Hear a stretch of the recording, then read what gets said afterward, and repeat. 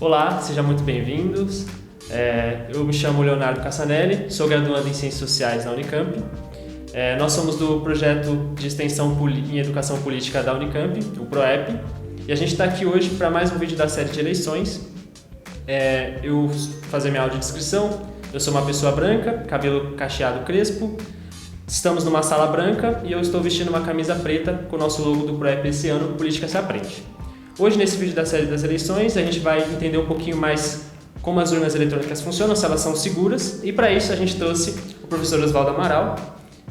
O professor Oswaldo Amaral, ele é graduado em Relações Internacionais pela PUC de São Paulo, ele é mestre em Ciências Sociais pela mesma universidade e é doutor em Ciência Política pela Unicamp.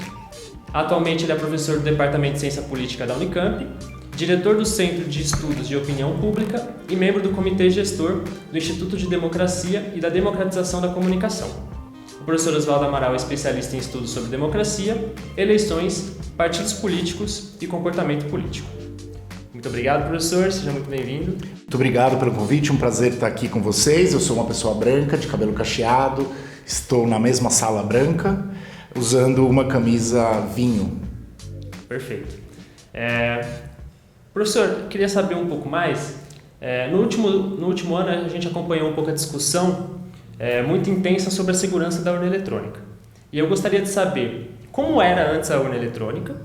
Você pode fazer também um breve panorama de como que é a segurança do voto no Brasil?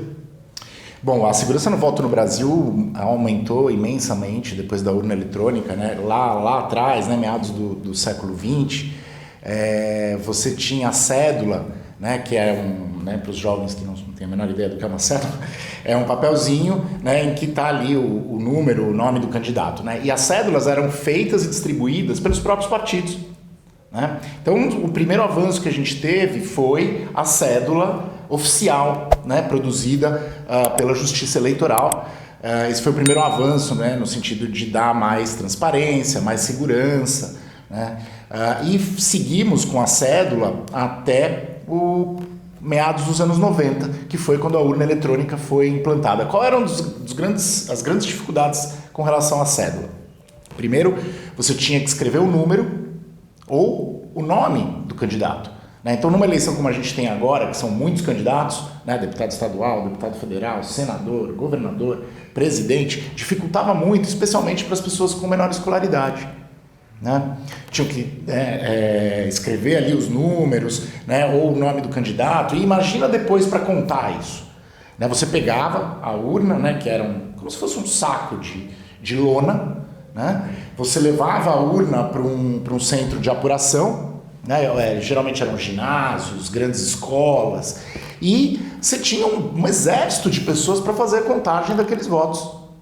Então aqueles votos eram contados manualmente, né? Além das pessoas que contavam os votos, tinham os fiscais dos partidos políticos para ver se a contagem era correta ou não, né?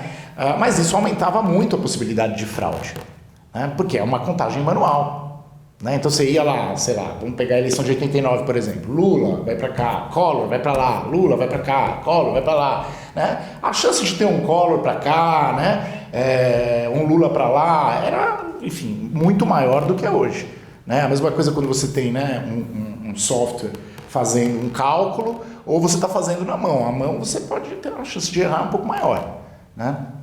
Então, as cédulas eram depositadas na urna, depois elas iam para o lugar de apuração, e isso fazia com que a apuração fosse muito lenta, né? Inclusive isso. Eu lembro, e aí, né, de experiência própria mesmo, né, em 89, como foi muito apertada a distância entre o Lula e o Brizola, para quem é o segundo turno, isso demorou dias para se saber, né? Passou lá a eleição domingo, segunda-feira, terça-feira, lá acho que para terça ou quarta-feira é que de fato foi-se ter uma certeza que o segundo turno se daria entre o Fernando Collor e o Lula naquele momento. Então, era um processo lento e mais suscetível a fraudes, né? A urna eletrônica, ela corrige isso, né? Primeiro porque ela não está integrada a nenhuma rede, a não ser a rede do próprio TSE. Certo? Então não tem a possibilidade de hackeá-la, não tem a possibilidade de interferir naquela contagem, Então, aumentou muito, né, a segurança do voto, o sistema da urna eletrônica. E aumenta muito a velocidade da apuração, né? Hoje, ainda mais depois que os recursos computacionais foram avançando, né, como o Brasil tem alguns fusos horários, né, quando acaba a votação lá no Acre, né, no Amazonas, o TSE praticamente já divulga o resultado, porque você já tem uma quantidade de urnas apuradas que te dá alguma certeza sobre quem vão ser os vencedores.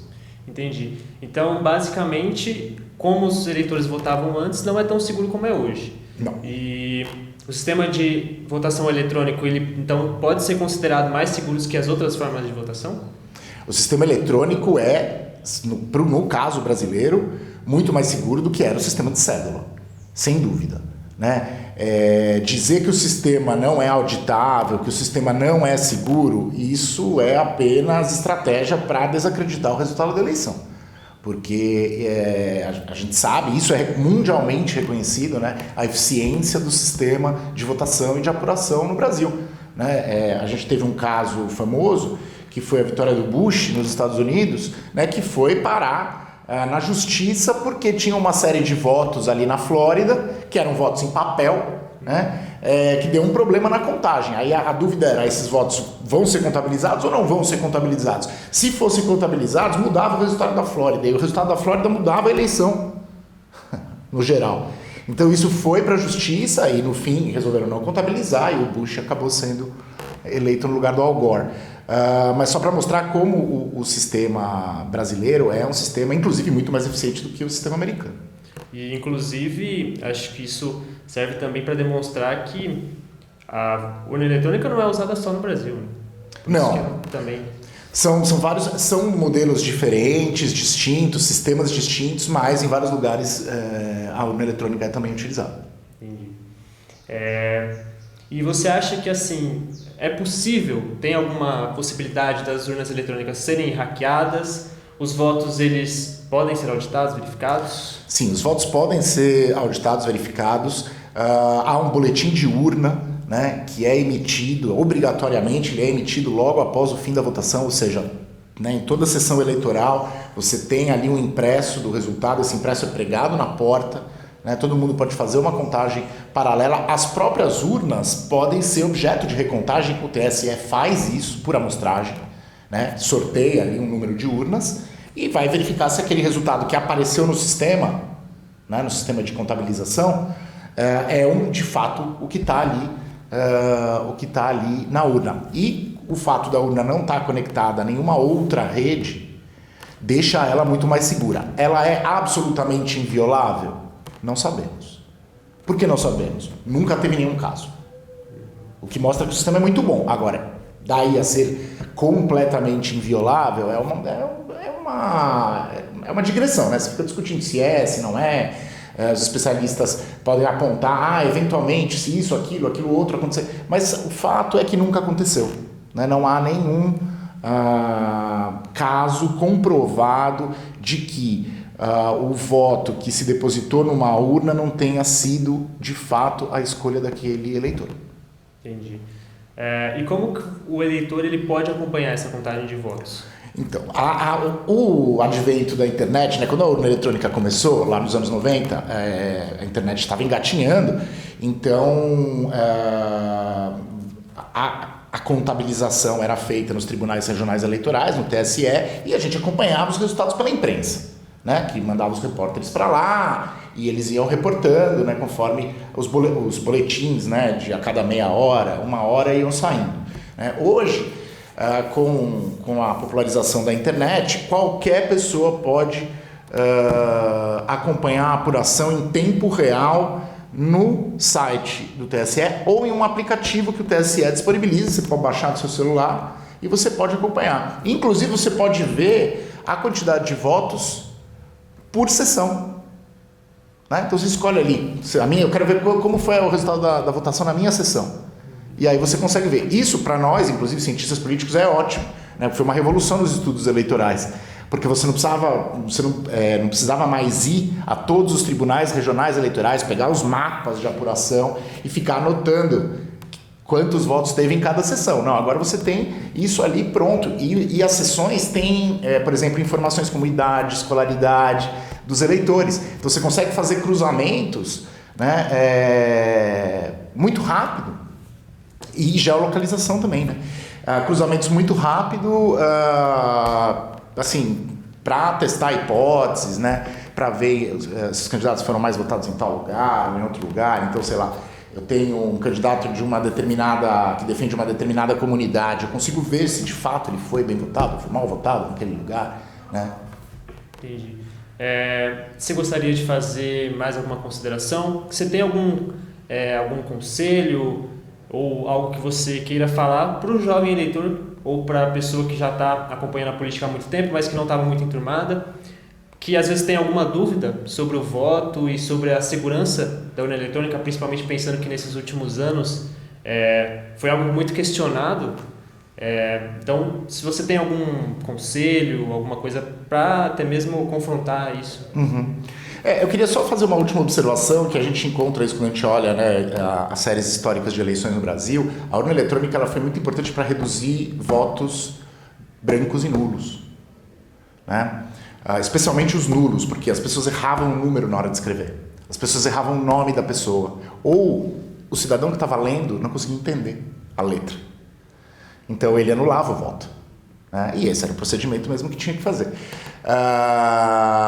E outra coisa interessante, né, que facilitou muito a apuração, que está ligado a isso, né? Como é que funcionava? Chegava lá o número, sei lá, 99999, né, para um candidato a deputado federal. E aí, a pessoa não sabe de cabeça quem é o 99999, nem se o 99999 existe. Então ela tinha que pegar uma listona com todos os candidatos e ficar checando. Não, é esse aqui mesmo. Aí marcava lá, não, eu voto para esse fulano.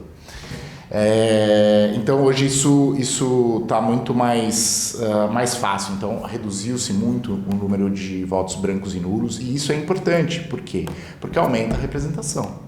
As pessoas têm mais condição de se fazer representar. A gente pensa que é uma coisa simples, né? E é de fato uma coisa simples, mas isso tem um impacto importante na própria legitimidade, né? Na própria confiança que as pessoas têm no sistema. A minha recomendação, especialmente para aqueles que estão indo votar pela primeira vez, é uma eleição com candidatos a deputado estadual, federal, um para o Senado, governador e presidente. Leve os números anotados. Os números anotados. Porque não é incomum, né, você chegar lá na hora e falar: nossa, esqueci o número do meu candidato a deputado estadual. E agora? E agora? Certo? Então essa é uma dica importante e que tenham confiança. Acho que esse é o ponto fundamental, né? Tenham confiança no sistema porque ele é seguro e ele reflete a vontade do eleitor. Perfeito. Muito obrigado, professor. Acho que com isso a gente conseguiu esclarecer um pouco mais sobre o panorama da urna eletrônica e da segurança do voto no Brasil. Queria agradecer a todos vocês que chegaram até agora e fazer um convite para que vocês acompanhem as nossas redes sociais, porque o ProEP, muito além da produção de vídeos, ele produz outros conteúdos interessantíssimos. A gente dá aulas, a gente promove cursos, tem jogos e jogatinas. A gente, esse ano, para você que está voltando pela primeira vez, a gente preparou também uma cartilha sobre o guia do voto no Brasil. Então fica o convite para você acessar nossas redes sociais e também não perca nenhum outro vídeo que a gente produziu da nossa série das eleições, inclusive um sobre informação política, caso você está aí com dúvida nessa reta final das eleições. Então fica aqui um card que está aparecendo para você agora no YouTube. E muito obrigado, agradecer a presença de todos novamente e agradecer novamente o professor. Eu que agradeço o convite. E fique até o próximo vídeo.